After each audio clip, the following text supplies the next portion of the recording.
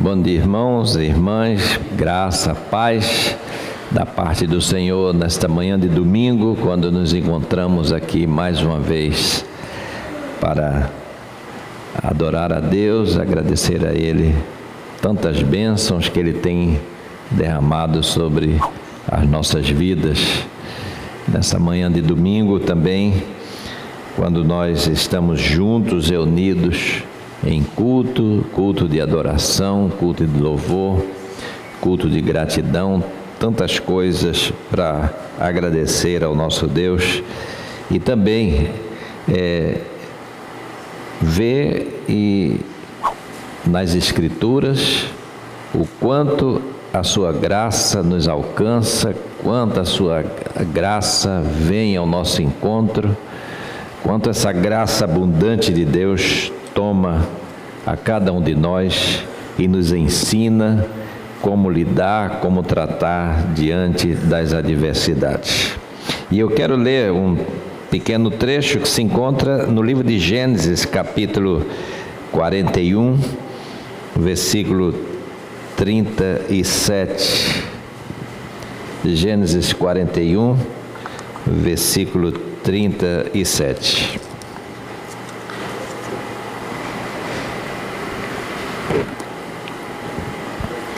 Que diz assim: o conselho foi agradável a Faraó e a todos os seus oficiais. Disse Faraó aos seus oficiais: acharíamos porventura homem como este, em quem há o Espírito de Deus? Depois disse Faraó a José: visto que Deus te fez saber tudo isto, ninguém há tão ajuizado e sábio como tu. Administrarás a minha casa e a tua palavra obedecerá todo o meu povo. Somente no trono eu serei maior do que tu. Disse mais o Faraó a José: vês que te faço autoridade sobre toda a terra do Egito. Então tirou o Faraó o seu anel de sinete da mão e o pôs na mão de José. Fez-lhe vestir roupas de linho fino e lhe pôs ao pescoço um colar de ouro. E fez-lhe subir ao seu segundo carro e clamavam diante dele: inclinai-vos. Desse modo constituiu sobre toda a terra do Egito. Disse ainda Faraó a José: eu sou Faraó, contudo sem a tua ordem ninguém levantará a mão ou pé em toda a terra do Egito. E a José chamou Faraó de Zafenate Paneia e lhe deu por mulher a Azenate, filha de Potífera, sacerdote de On. E percorreu José toda a terra do Egito. Era José da idade de 30 anos, quando se apresentou a Faraó, rei do Egito, e andou por toda a terra do Egito. Em 1910, um poeta americano chamado Daniel Towner, que morreu, ele nasceu em 1850, morreu em 1919, portanto, faleceu há 100 anos atrás. Era um musicista e ele compôs um cântico chamado Graça, Graça, Graça de Deus maior que os meus pecados. Ele compôs muitos hinos, mas esse foi um dos hinos mais conhecidos, um dos hinos mais cantados, mais tocados e mais conhecidos mesmo em nossa terra. E o cântico é baseado na carta aos Romanos, capítulo 5, versículo 20, que diz: onde abundou o pecado, superabundou a graça. Desse texto, desse versículo, Daniel Towner, ele tirou essa canção. A graça de Deus é maior que tudo. A graça de Deus é maior que os meus próprios pecados. Graça que perdoa o pecador. Graça que alcança a todos nós, tão poderosa, que ensina, né, na Bíblia e fora da Bíblia. Ensinou aos irmãos de José, que cometeram um terrível pecado contra seu irmão, mas depois puderam contemplar também essa graça de Deus. Olhando a história de José, a gente pensa assim: todos nós passamos, sofremos e passamos ao longo da vida traumas emocionais, situações que nos deixam perturbados. Isso mexe com a gente, isso nos machuca, isso faz com que a nossa vida mude, às vezes drasticamente, pelas circunstâncias dessas mudanças. Traumas causados por pessoas próximas ou não, ou pessoas mais distantes.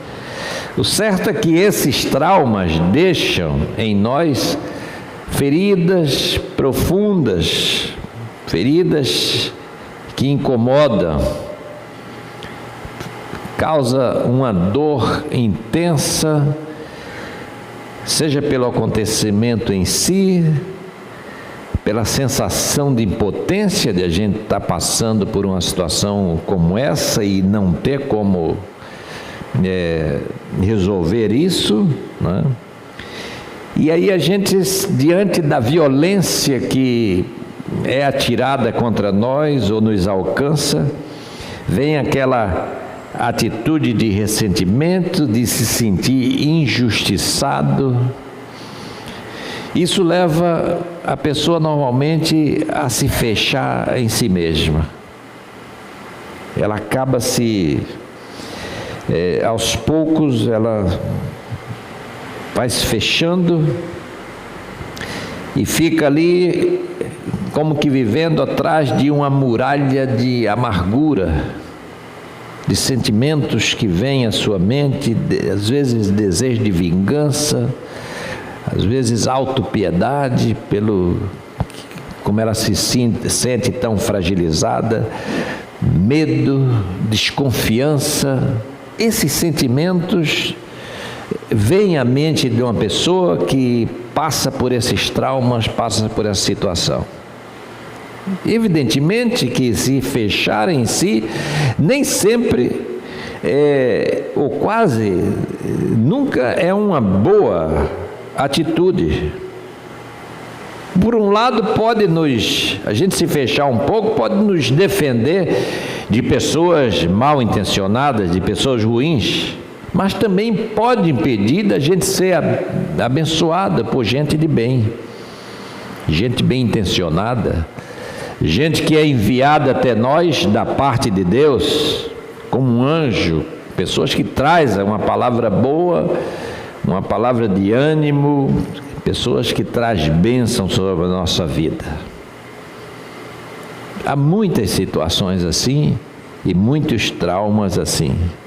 E a história conta de vidas que passam por isso hoje, outras que passaram no passado. Em 2014 foi lançado um filme, o título do filme é 12 anos de escravidão. Um filme muito... trata-se de uma história real, de uma história, de um acontecimento, de fato, que foi transformado em filme, mas é a história de um homem, de um negro livre nos Estados Unidos,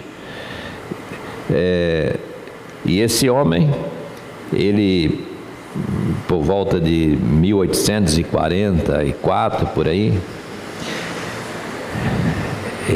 43, ele foi, ele era do norte, trabalhava, tudo, e acabou por alguns amigos, gente não bem intencionada, foi conduzido ao sul dos Estados Unidos, o sul escravagista, e lá ele foi privado da sua liberdade, foi dito que ele era um escravo e tal, e esse homem vai passar os seus próximos 12 anos num sofrimento terrível, numa situação de miserabilidade. O filme retrata toda essa situação vivida por ele. Ele só vai ser resgatado, libertado 12 anos depois, em 1853, e aí vai contar a sua história. O livro se tornou um best-seller, né? Mas trabalhou por 12 anos em fazendas na Louisiana, e ali viu tudo e mais um pouco do que significava a escravidão. José é um caso assim, parecido. Esse homem passou 12 anos nessa situação. A peregrinação de José, nos seus traumas, nos seus sofrimentos, nas suas angústias, é uma situação que leva pelo menos 13 anos. José tinha 17 anos quando está com seus irmãos, quando pastoreia as ovelhas de seu pai com seus irmãos, de um lugar para o outro. E aqui o texto que nós lemos, quando a situação dele muda completamente, quando ele agora recebe toda essa autoridade, quando ele agora é um homem reconhecidamente de autoridade perante o faraó, como segunda pessoa no Egito, se passaram 13 anos. Dos 17, ele vai mudar de vida, diz o versículo 46, aos 30 anos de idade. José tinha 30 anos quando a vida finalmente vai mudar para ele. E a gente diz 13 anos, ou 12, como aquele homem. Quem está sofrendo, quem está sendo traído, quem está passando por amarguras, quem está passando por sofrimento, isso é uma eternidade. Um ano que seja, um mês que seja, é uma eternidade. Poucas pessoas enfrentaram tantos problemas como José. Ainda garotinho, ele vai perder a mãe Raquel, que morre ao dar à luz a Benjamim, ali nas proximidades de Belém. Em casa, era meio perseguido pelos irmãos, apesar que ele era um adolescente meio metido, com aqueles sonhos, não sei o que, eu sonhei que vocês, não sei o que, se curvava diante de mim. Quem quer ficar escutando isso dentro de casa? Que eu era no sonho, que eu era o sol e vocês não eram nada, e o próprio pai vai chamar ele, meu filho, que história é essa? Que coisa é essa que você está trazendo para a gente? Que nós vamos nos curvar diante de você? Ninguém gosta de ouvir uma coisa dessa. Então, José era esse adolescente também assim, folgado, né? Mas em casa era essa drama, era essa situação, né? E aí, aos 17 anos, ele sai com seus irmãos, já em toda essa bronca, e levam José, raptam José, e ele é vendido como escravo para mercadores, chamado de mercadores midianitas, que viajam para o Egito. E durante os próximos 13 anos da vida dele, ele vai passar por todo tipo de abuso, de traição, de esquecimento, de injustiça. E quando tudo parecia que não podia ser pior do que isso, ele vai para a casa de um homem chamado Potifar, para quem os mercadores venderam a ele, e ali ele sofreu assédio sexual da patroa, e foi caluniado por ela, e por causa dessa infâmia, José foi preso e amargou vários anos de prisão, cercado de criminosos, e ali foi abandonado, até mesmo por pessoas a quem ele havia ajudado. E a gente pode imaginar assim, como é que uma pessoa dessa vai se sentir? Uma pessoa que passa esse tipo de situação. Ou seja, todos esses eventos e todo esse relato que você vai ler no livro de Gênesis, em diversos capítulos, você lê e você vê essa história e você vê o abandono no qual se encontra José, e você diz assim, olha, é um homem que tem tudo para ser uma pessoa amargurada, uma pessoa condenada à tristeza, cheio de lembranças amargas, feridas, a traição de seus irmãos. E a gente diz assim, uma pessoa dessa provavelmente nunca vai ser feliz. Coisas ruins acontecem no mundo o tempo todo. E o fato, irmãos, de a gente ser cristãos, o fato de a gente ser crente, o fato de nós sermos evangélicos, como queira, não nos isenta de dores, não nos isenta de doenças, não nos isenta de acidentes, não nos isenta de contrariedade, não estamos isentos de nada. Não tem essa isenção. Traições, perdas, separações, injustiça acontece com todo mundo, dentro e fora da igreja. Paulo, quando escreve a Timóteo, ele diz, olha, variadas perseguições tenho sofrido, de todas, porém, me tem livrado o Senhor. Mas as perseguições estão aí, elas estão presentes.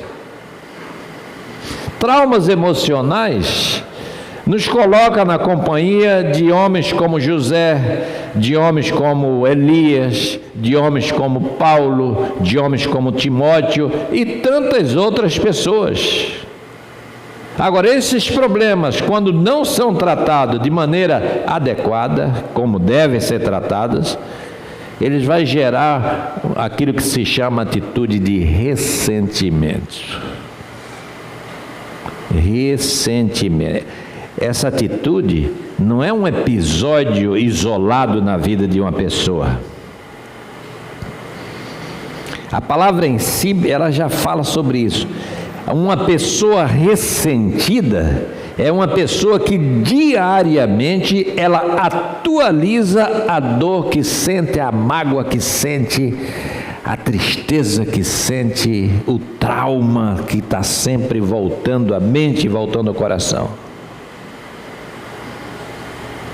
A gente precisa pensar e devíamos lembrar que não podemos controlar aquilo que aconteceu, mas podemos controlar os efeitos disso na nossa vida.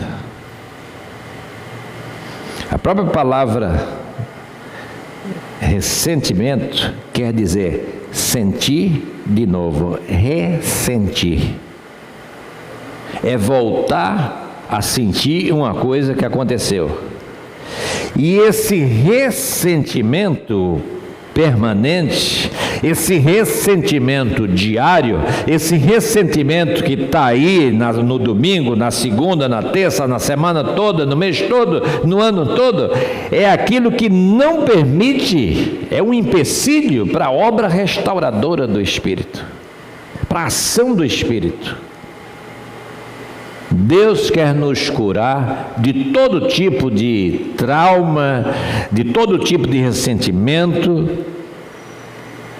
mas é preciso deixar para trás e dizer, isso passou, eu estou olhando para frente, eu vou olhar para a minha vida daqui para o futuro e deixa essas pessoas.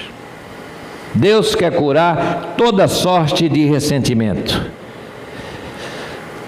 Mas quando o tratamento começa, aí trazemos o problema novamente à memória e dizemos: eu não posso esquecer isso, não posso esquecer isso que fizeram, eu não vou, e alguns falam assim, eu não vou deixar isso barato,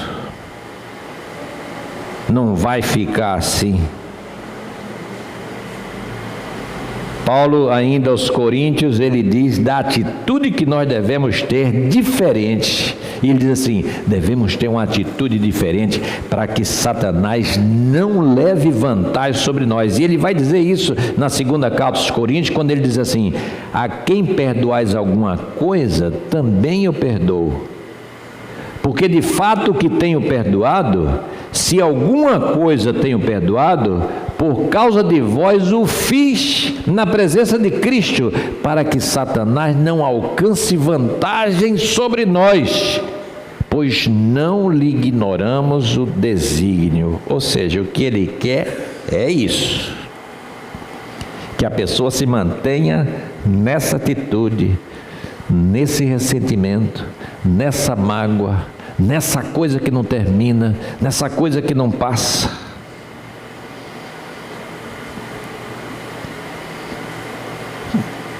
Quem viu aquele filme que sempre passa aí nas Netflix e outros, O Conde de Monte Cristo, é uma história assim, o camarada mais injustiçado do mundo. Sofreu todo tipo de injustiça, todo tipo de sofrimento, fica numa ilha, abandonado, anos a fio. Mas um dia ele consegue sair, e aí quando ele sai, ele diz: agora eu vou me vingar de todo mundo. Vou me vingar de todo mundo, um a um. E ele começa a vingança dele. Vinga-se daqui, vinga-se dali, até da namorada que pensava que ele tinha morrido. Vou me vingar dela também, ela que vai mais sofrer. E no fim, a moral da história é o seguinte: ele consegue se vingar, mas o vazio do seu coração não foi preenchido. Não se sente feliz depois de tudo aquilo. Ou seja, aquilo não resolveu nada. O filme tem uma moral. Não resolveu nada. Se vingou, mas não trouxe paz, não trouxe felicidade. Você lê a história de José e você diz assim: um José desse, com 13 anos de sofrimento, tinha tudo para ser, entre aspas, o Conde de Monte Cristo da antiguidade. De ser esse homem que diz assim, agora nessa posição, quando o Faraó diz assim para ele: olha, você vai ser o segundo aqui agora. Eu te dou autoridade sobre toda a terra do Egito. Abaixo de mim, no Egito, é só você. O cara cheio de ressentimento, o indivíduo, né, com aquilo no coração: não esqueça esses 13 anos, qual é a primeira coisa que ele ia fazer? Vou pegar aquela mulher de Potifar, vou pegar aquele Potifar bobão, que nem sabe a mulher que tem, então é um bobão, mas também está ali no meio dessa história, eu vou arrebentar com esse... O ressentimento faz isso. Mas você lê a história, e o que é que a história diz? José trilhou outro caminho. A atitude dele foi outra. Os anos vão se passar e José é um homem visto como... O próprio Faraó diz assim: olha, quem há como tu em quem há o Espírito de Deus? Era um homem diferente, que vai interpretar os sonhos de pessoas que estavam presas com ele, as pessoas nem se lembram dele, e depois de muito tempo, é que aquele padeiro lá, tinha um camarada lá, olha, anos depois, E aí ele vem à presença de Faraó, interpreta o sonho. E aí as coisas acontecem como ele está dizendo. Ele é colocado como o gestor de toda aquela situação, para abastecer o Egito, para o Egito se tornar o celeiro do mundo, para que houvesse alimento, para que houvesse comida. E aí é então que vai acontecer coisas que já tinham sido ditas no passado. Passaram-se 2 décadas e agora chega o momento dele reencontrar os seus irmãos que haviam descido ao Egito em busca de comida, porque a seca havia alcançado toda aquela região, o Oriente Médio, tudo em seca, e o Egito estava abastecido por conta da visão de José. E ele reúne os seus irmãos, e os irmãos já estranham que quando ele reúne os irmãos pela faixa etária, pela idade, e eles, como é que pode isso? É coincidência? E ele separa e coloca cada um ali. E ali estava José, aquele jovem sonhador do passado, que havia sonhado que um dia os seus irmãos se curvariam diante dele, e agora estava ali aquele sonho se cumprindo. E aí eles ficam temerosos, e José vai acalmá-lo e vai dizer: olha, não se assuste, gente, vocês são meus irmãos, agiram errado, fizeram errado, mas são meus irmãos. É Deus que preparou toda essa coisa, é Deus que havia preparado toda essa situação. José é aquele homem que tem consciência que Deus, apesar de todas as dificuldades que ele passou, Deus jamais o havia desamparado, mesmo quando ele foi abandonado pelos seus irmãos, mesmo quando foi vendido como escravo, mesmo quando foi deixado à míngua lá numa prisão no Egito. Era um homem de fé, um homem de confiança em Deus, um homem que cria que Deus jamais nos desampara. Permite que a gente passe situações difíceis, mas Ele não nos abandona. Permite as dificuldades, permite a enfermidade, permite o problema, mas Ele está sempre nos ensinando através dessas situações.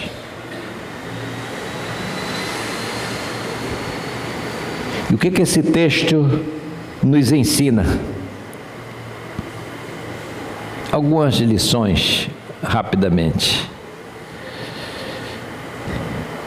Primeiro, que apesar de todos os problemas e de todas as dificuldades, apesar das vezes estarmos passando situações assim,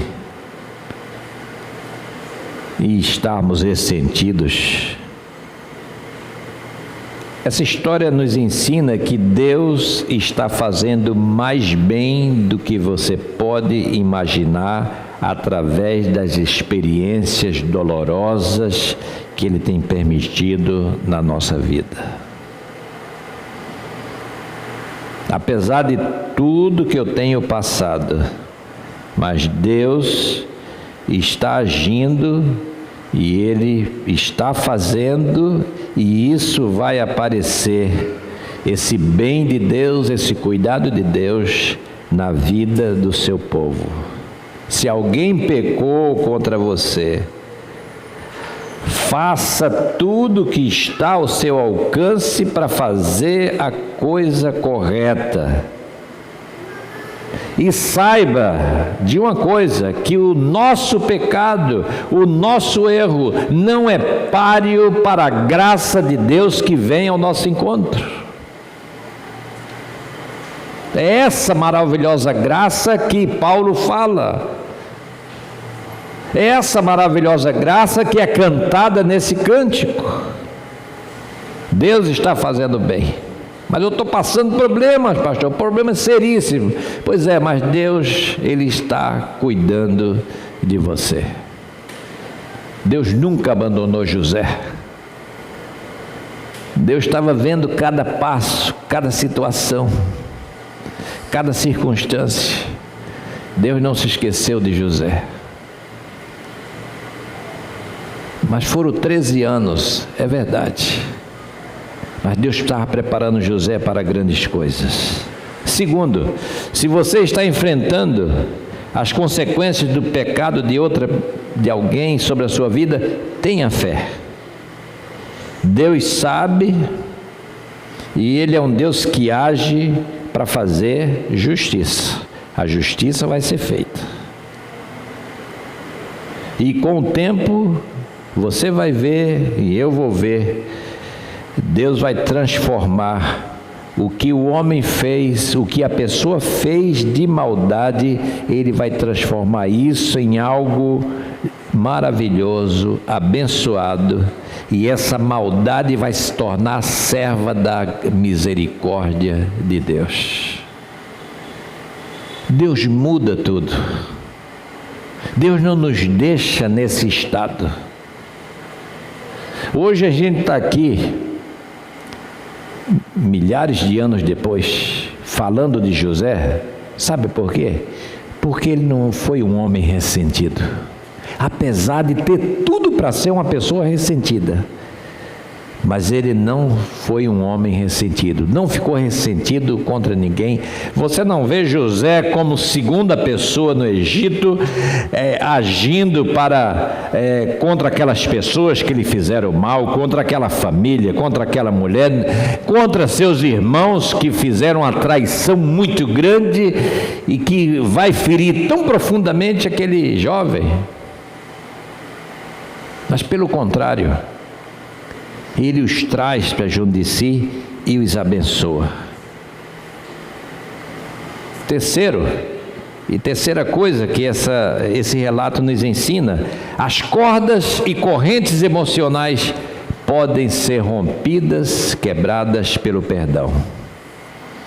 É o perdão que faz com que José não se torne um prisioneiro do seu passado, não se torne um homem ressentido. Ele não abrigou no seu coração ideais de vingança. Pelo contrário, recebeu a todos e procurou abençoar a todos, e a sua vitória foi completa com a reconciliação com seus irmãos. É uma vitória completa e definitiva. Depois disso, eles gozaram de um companheirismo como nunca tinham tido antes. Antes viviam brigando, haviam enciumados uns com os outros.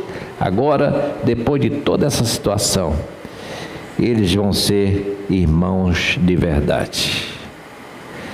Perdoar, irmãos, é libertar-se do domínio de quem nos magoou e da opressão maligna. Perdoar é desnortear o inimigo, porque as pessoas pensam de nós aquilo que elas são. Eu, se fosse ele, faria assim. E aí, quando a gente vem com uma atitude diferente, uma atitude perdoadora, a pessoa fica desnorteada. Ué, eu não esperava isso de fulano. Olha os irmãos de José. Eles pensaram assim inicialmente: ele não está fazendo nada contra nós. O relato depois conta isso. Não está fazendo nada contra nós porque o nosso pai está vivo, mas quando o nosso pai morrer, ele vai cair de pau em cima de nós. As pessoas pensam dos outros como elas são. E José nem de longe. José era uma grande alma. E o que é que José diz para ele lá no capítulo 45? O mal que intentastes, Deus transformou isso em bem. Não temais. E lhes falou ao coração. Falou ao coração dos seus irmãos, dizendo: Deus tinha um plano nisso tudo. Exponha a Deus as suas necessidades. Diga a Ele: Deus, eu estou ressentido, mas eu quero tirar isso do coração. Eu preciso perdoar, eu preciso me libertar disso. Eu preciso que essa tua graça me cubra. Eu preciso me sentir em paz comigo mesmo. Eu preciso tirar esse ressentimento do meu coração. José foi o homem que deixou a vida seguir o seu curso, crendo que Deus é fiel. Basta crermos que o Deus que servimos é um Deus justo, e Ele fará justiça. Ele cuida e cuidará de nós. A injustiça, a infâmia de hoje será mudada em glória pela ação de Deus na sua vida e na minha vida. Que Ele nos abençoe.